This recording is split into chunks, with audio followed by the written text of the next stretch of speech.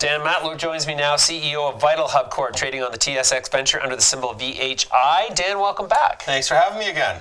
Dan, every time we turn around, your stock inches up a little higher, so things are obviously going good. So far, knock on wood, we're executing on our plan. So we continue to move forward, and the public is starting to get aware of what we're doing, so we're excited. Yeah, beautiful. And so tell me about this latest acquisition to acquire all the assets of Oak Group that you just announced yesterday. We're really excited about this one. It's our 5th acquisition, but it's a space that I know really well from my predecessor company, MedWorks. So we knew this company going back just towards the latter days of when MedWorks was sold off at the beginning part of 2016. They were really just getting started in the UK market at that point.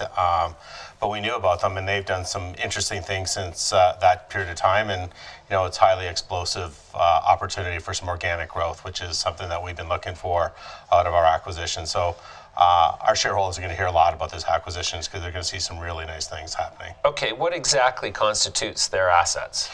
Their assets. So the Oak Group sits in an area which is called the patient flow, and they've developed some really rich IP, thousands of hours of research, of clinical research in terms of understanding patient flow and the appropriateness of care. So one of the biggest barriers that we're seeing in healthcare, and primarily in hospitals, are patients that are residing in beds that shouldn't be in there. It means they're there because the doctors are saying that they're sick and they're acute, and they are, and the doctors have full control, but they might be stable enough to get care in another setting. So a good example is I'm sitting in a hospital at day 2. The Oak Group would, through its clinical criteria, would suggest that that patient is ready for discharge. Yet that patient's still sitting in a hospital till day 7. Those 5 days are what we call avoidable days. Those are costly things to a healthcare authority. They're also not a safe place for that patient to be where they could be discharged, and they're there because of barriers. The barrier could be a physician reason, there's a delay, they could be waiting for long-term care, they could be waiting to get at home, but there's a delay that needs to get knocked down as a barrier to getting that patient home. So that's a costly 5 days. It's average about $1,200 per day for a patient to be in a hospital-based setting. So they're sitting there, where they could be at home.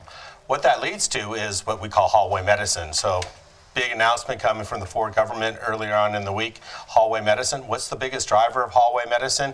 Patients that are sitting in a hospital bed that shouldn't be there. They really don't have an understanding of why they're there, and this system will tell them exactly why they're there and allow them to knock down the barriers. So it's really a thought process that they're going to look at very carefully.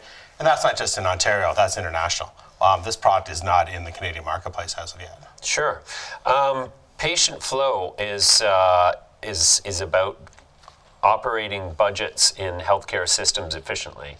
And so how does that tuck into the other assets of VitalHub and improve the overall offering? Yeah, all of our offerings, assist in that in some ways, right? But we focus pretty well on meat and potato-based electronic health record-based systems, primarily in the mental health and community care-based business.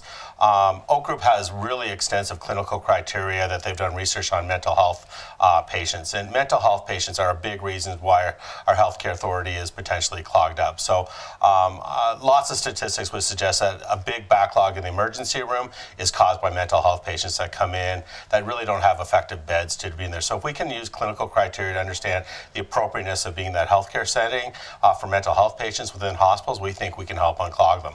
We already run most of the EHRs, electronic health records, for most of the hospitals in Ontario and big install bases throughout Canada, and now we got some work going on in Nova Scotia, etc. So we think the Oak Group stuff will be really synergistic to that platform. Mm-hmm. So is the increasing share price an indication of increasing revenue? Revenue is increasing just based off of the deals that we announced through Nova Scotia, in the January timeframe, and Yukon, and we just started building momentum. So, Nova Scotia is going to be, when we get it rolled out, will be another $2.5 million of recurring revenue. It's going to take us a while to get there, but I think the investor base is starting to recognize that. What that potential is. I don't think the investor base really recognizes what the potential of this Oak Group based acquisition is, because it's really high margin activity that we're getting into. So when we start selling this, we think there's a really good cost return. We also have channels built. So Oak Group has done business in UK. That's where most of their business has been. But they've recently done deals in the Mideast, and as well, they're poking around the Australian marketplace. And we haven't even started the Canadian marketplace, for which we have a great install base to do that. It's also one of those base solutions that we think we can sell through partner channels, mainly the big consulting groups, the Ernst & Young's, which we announced a partnership already with, the PwC's, the McKinseys of this world, that will use this product to do performance reviews, to do a baseline of how hospitals are performing. So we think we can sell this not only operationally, but we can sell it as diagnostics, and diagnostics where the big consulting companies use it to do performance reviews, and we think by introducing it through those performance reviews, they'll lead to software sales and big enterprise deals, and maybe even provincial or government-wide deals. So we plan to take this through the big consulting groups and start doing work not just in Canada, but all through Europe and through the Australian marketplaces. Okay, so let me ask you, what multiple did you pay for the EBITDA of Oak Group? EBITDA was an asset purchase, so we didn't announce the EBITDA, but it is a cash flow neutral based organization to date.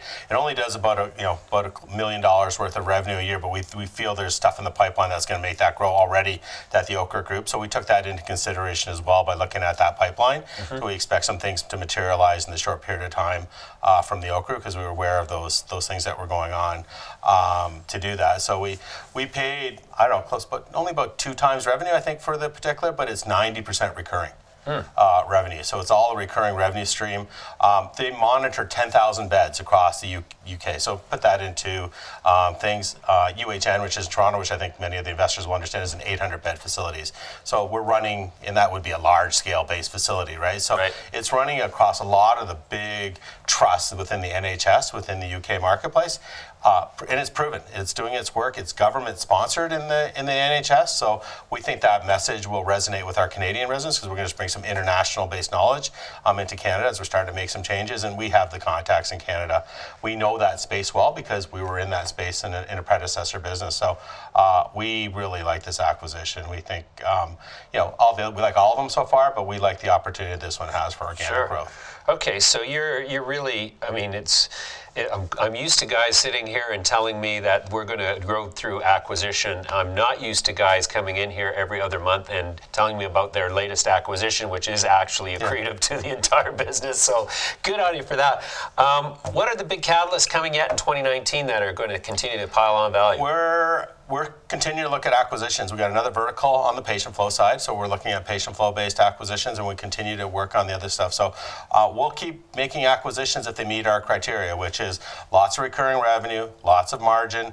We think where we can price it effectively, where we think it's synergistic to what we have. We'll keep making those acquisitions if they're opportunistically done. But we've also been looking for the ability to grow organically. So we've already started to organically grow our acquisitions so far. I think Nova Scotia and Yukon are evidence, and we expect to continue to do that in somewhat. But we're really looking for something that could lead to some international explosive growth. So the market's going to start seeing press releases coming from different markets. So Australia, they're going to see press releases where we're using big consulting firms with our product. So we're going to say this. So if Ernst & Young can do an audit in the UK, why can't they do it in Canada? Why can't they do it in Australia? Why can't they do it in Germany? Their healthcare group communicates that. They give you access. PwC, McKinsey's, all those guys. So we're going to start working to get them to use this product a lot more. They already have, in some cases, in some ways, but we think we can grow that channel. So they'll start seeing stuff in that regard happen. Okay, in terms of the competitive landscape for these target acquisitions, is there anybody breathing down your throat everywhere you look to acquire? No, we think we got a niche at the size that we're doing. We feel that we can do acquisitions on the smaller size, or some of the bigger players won't do, because we feel we can operate the company. So we can see value in those that they can't to do that. We've also recently formed an M&A committee. So we took investment in January, $3.3 million from a group headed by Francis Shen and his brother Tony Shen, and includes some other folks that are part of that. So so we're there to grow that. They formed an M&A committee. Let's see if I can evaluate our deal. So we're starting to see a deal flow, and we're starting to do some things. We have the infrastructure in place now, to do that. We've consolidated everything, so we think we're in a way better position than we were a year ago. Sure. Okay, so then what are the sort of barriers to your next sort of level of success out there? What do you have to overcome this year? Yeah, it's we think we have everything in place, but we're not gonna do we're already doing a lot of acquisitions, but we'll be careful. We want to absorb. We need to digest.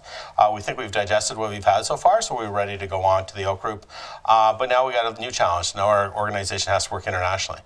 Before it was all Canadian-based stuff, and now our organization is going to have to deal with that. And we got to bring those things. We got to get those acquisitions. We got to bring, work with our technology groups. We have to do a lot of our development in Colombo, Sri Lanka. So that group has to get on board with some of those things. So we need to go over, and we're crossing the pond. So that's our next challenge in terms of how do we grow internationally, how do we communicate with time zones, how do we integrate with those things. But we think we've put a great management team together, and we're ready for the challenge. Mm-hmm. Well, fantastic, Dan. Sounds like you're doing very well. Congratulations on all of that. I'm going to come back to you on your next acquisition. We'll come on the next acquisition in the market, but we just want to keep updating the market. Yep.